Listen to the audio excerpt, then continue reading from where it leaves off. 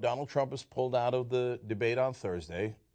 As we tape this, the debate hasn't happened yet. You never know. He might come in at the last second. He's now moved his benefit for veterans, which, by the way, turns out to be a benefit for Donald Trump, to 1 hour before the debate, so he theoretically could make the debate. Anyway, Fox News is in a tailspin over this. They thought, no, we can poke him and we can make fun of him for going after Megyn Kelly, and we're going to protect our own. And we're run by Roger Ailes, the alpha male of all alpha males for Republicans. Okay. It turns out Donald Trump's like, hey, you're a silly alpha male. I'm a silly alpha male. I pull out. Okay. I love how these so-called alpha males are like, I'm going to run from you. No, I'm going to run from you. So Donald Trump runs from Roger Ailes. But now Roger Ailes isn't going to have the ratings that he wanted, and he might have insulted his Republican nominee. So, oops. There are reports from Gabriel Sherman, who's written a lot about Fox News and has great inside sources there, saying that some of the senior executives are in a revolt, and Roger Ailes is trying to fight off criticism from them, and that Ailes is, quote, frantically trying to re-enlist Trump in the debate. Really? He's got Roger Ailes frantic. Well, I'll give him one on that. Now, if I just read that, I'd think, maybe, okay, but, Roger Ailes is not the frantic type, so I'm surprised by this a little bit. But then you turn to what's happening on air and you go, oh, my God, they are frantic. They're in a panic. It turns out Trump has alpha mailed them. So first, Bill O'Reilly's going to have him on, and he's going to start begging and pleading with him to come on the show. We got 2 clips on this. Let's watch the first. I don't think not showing up at the debate tomorrow night is good for America. Voters are still assessing you. They need to see you in high-profile situations. Or am I wrong? Well, I think you're wrong because, frankly, when you're mistreated, as we were with the Iran deal, our country should have walked. I believe you want to improve the country. I believe that personally.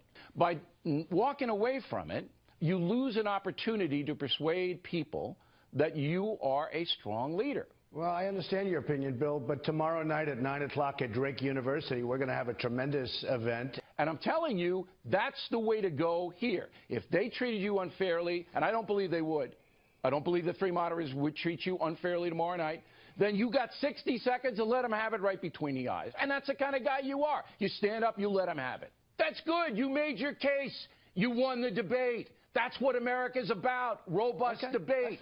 Don't walk away from it. Let's talk about something more important. Bill, let's talk about something more important. This is not that important. Let's talk about something more important. Okay. So in your Christian faith, there is a very significant tenet, and that's the tenet of forgiveness. Don't you think that's the right thing to do? It probably is, but, it's called an eye for an eye, I guess, also. You can look at it that way. No, Come on, we'll have a lot of press will be there, and everybody. We're going to help a lot of veterans, whereas Fox is not giving anything to the veterans. Wow. I've seen Bill O'Reilly do a lot of loathsome things, but I've never seen him so pathetic in my life. All of a sudden, Fox News is talking about turn the other cheek. I didn't hear that in foreign policy. Invade, attack, bomb. Where was turn the other cheek then? Oh, come on, Donald, won't you forgive?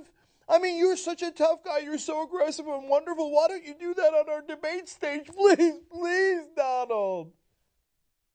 Bitch. Let's listen to this bitch a little more. Would you do me a favor? Bill, Look, Bill, you owe me because I bought you so many vanilla milkshakes. I bought you so many vanilla milkshakes you owe me. Will you just consider, I want you to consider, all right? Think about it. Say, look, I might come back. Forgive, go forward, answer the questions, look out for the folks. Just want you to consider it. You owe me milkshakes.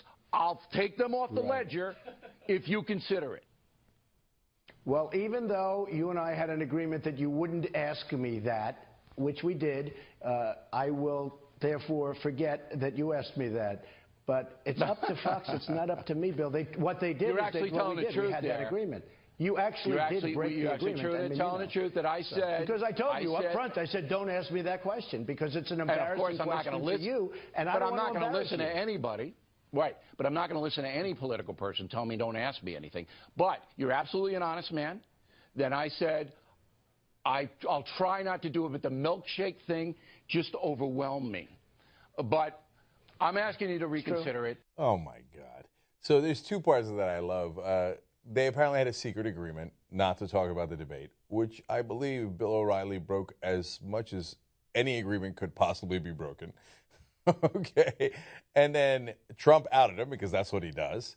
And then what was the vanilla milkshake line? I love that. Is that an analogy? What kind of... I know the milkshake brings all the boys to the yard for you, Bill O'Reilly, but what kind of milkshake did you give Donald Trump? Where he was like, true, I did drink your milkshake. I drink your milkshake. Oh, these lovers, what can I do? Their lover spat. It's such a shame for them. So if you think O'Reilly was embarrassing, wait till you get a load of Eric Bolling. Watch this.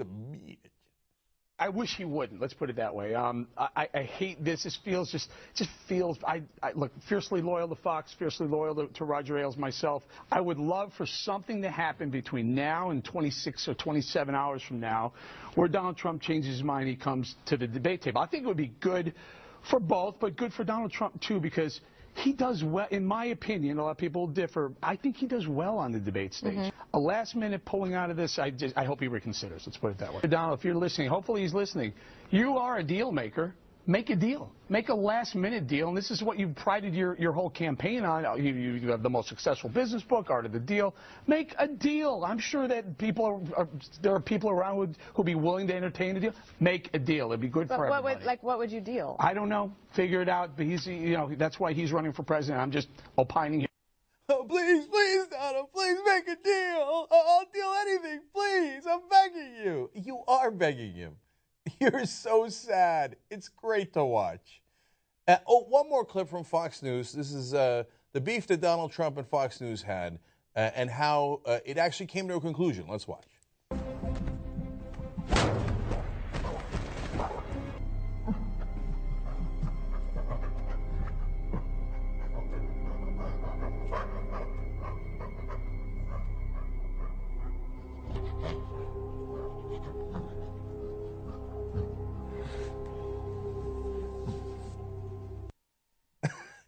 Did you notice Bolling was almost literally doing that? But Donald!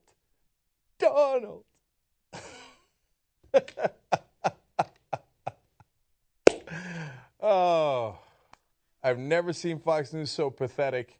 I've never been happier to watch Fox News.